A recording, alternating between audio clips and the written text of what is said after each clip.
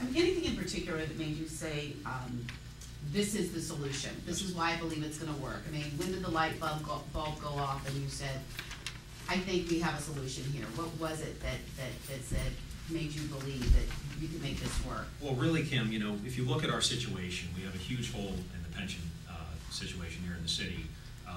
And we were looking through the URA books and records and saw that they were sitting on over $200 million in liquid assets, cash and investments. So the URA was not set up as a bank. And it kind of, we had a bunch of meeting with private developers in the city. You may recall we were out in Beachview a few weeks ago to talk about refocusing the URA away from big developments to sort of right-size it and making sure it focuses on the neighborhoods. And the numbers sort of showed up that the URA had about $200 million in liquid assets. That's about the size of the funds that we need to fill the hole in this budget, in the pension plan, to get us up to the 50% level. You know, on top of that, I've always had a problem, and I've been public about this, with the mayor's plan to sell or lease the parking assets. You know, these are assets that generate revenues for the city.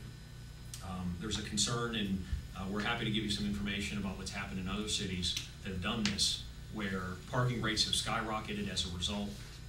You have the propensity to lose a lot of jobs there at the parking authority as a result of this. So it sort of took care of sort of three problems at once. It was my concern about, you know, us selling a productive asset of the city, filling one of our biggest problems we have as a city with the pension fund, and also really refocusing the URA on what it should be doing, which is, you know, coming into the neighborhoods, you know, not focusing on big box developments around the city, you know, Bakery Square and otherwise, but coming into neighborhoods like Sheridan, where I was last night, doing some door knocking. So those three pieces are part of what I'm announcing today. When you were looking at their books, were you surprised? Did the numbers surprise you? Well, you guys have probably, and I know there's some been reports in the past about how the URA spends its money. It's always been a concern of mine. Before I ran for mayor, I met with some folks at the URA. I've never gotten a clear picture as to how they spend their money, how they make their investment decisions. I know they're sitting on a bucket load of cash. You know, we're at a time when the mayor is looking to Harrisburg to potentially raise taxes to fill a hole in the pension fund. And when one of the elements of our city government here, the URA, is sitting on a ton of cash, you know, in my view, sort of not doing what it should be doing, which is refocusing on the neighborhoods, you know, it was clear to me that this is a potential solution. So we looked into it, we ran the numbers, and that's why we did the work to make our announcement here today. So you clearly have a completely different philosophy of how the URA ought to operate and its role in the Pittsburgh city government. That's right. Could you define that a little bit more? Absolutely, Karamaji. I think that, you know, if you look at how the URA has handled itself, it has proposed, you know, big developments mostly for downtown and in the East End. If you spend any time in the neighborhoods, you rarely see a project that the URA is behind. And I call to mind the work we were out in Beachview, where there were, you know, in Beachview is a story that the URA caused as a problem. And, you know, they supported Bernardo Katz out there. He came through and bought up a bunch of properties that are sitting vacant.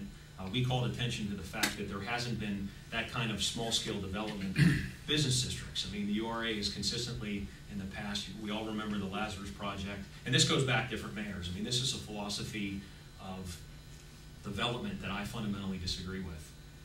I would like, and again, this is, happy to put you in touch with some of the private developers I've talked about who have expressed concerns about, you know, competing with the URA on developments. You know, when you have subsidized developments in the city that are competing against private developments, that's a problem. And when they're sitting on so much cash, as I said, in investments that could be put to more productive use to really satisfy the promises we made to our hardworking men and women in the city workforce, it came up as sort of a perfect solution.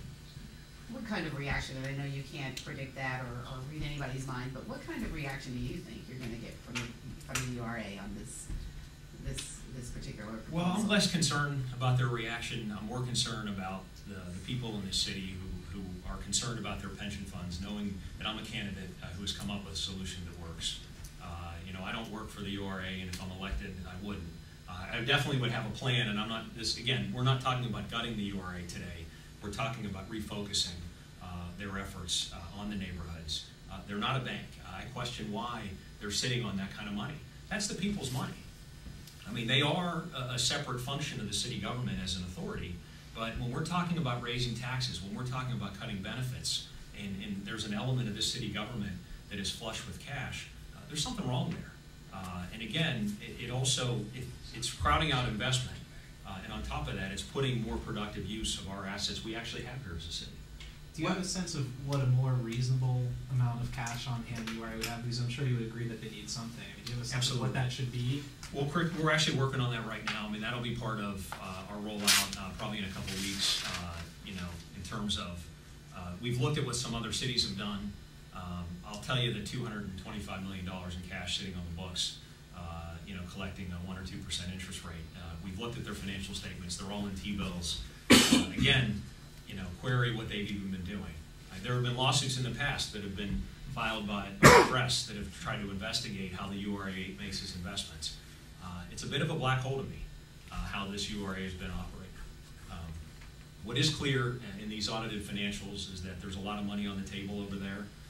I want to put it to the people that deserve to have the security, and those are the workers of this city. But just so I understand, your numbers assume that the full $225 million in liquid assets, all of that stuff would just get siphoned out into the pension fund? Well, not entirely. We're looking in, that's a portion of their assets. Right. I mean, they do have productive real estate that we'd like to look in to see about selling that off.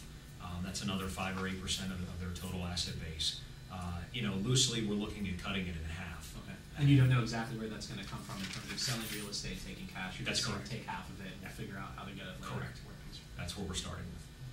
What makes you believe that the proposal that the mayor has gone to Harrisburg to work out with the legislature will not work? Why are you so convinced it will not work? Well, let's be clear what the proposal is. It's a 2-year delay. It's not a solution. The mayor has asked, he's waited till the wolf has come to the door, and he's asked for 2 years to try to scare him away. He's proposed the sale of the parking assets. I've been clear from the beginning that's something I haven't agreed with. Those are assets that are productive. They generate revenue for this city. I think $3 to $5 million annually. The parking authority is a profitable enterprise. And once you sell those, you can't give it back. And this is a privatization. There would be a loss of jobs, union jobs as part of that as well. We've heard some concerns out there about that. And I'm also concerned about what it would do to the downtown parking rates. And when we have other solutions on the table to come up with sources of cash as a city that we can handle internally, like right-sizing and reshaping the URA, then I favor that approach. So, and I'm encouraged by, I've spoken to legislators on both sides of the aisle this past week, as well as over the weekend. I'm encouraged that they're going to let Pittsburgh have a shot at this, but I want to make sure that in 2 years we're not in the same spot.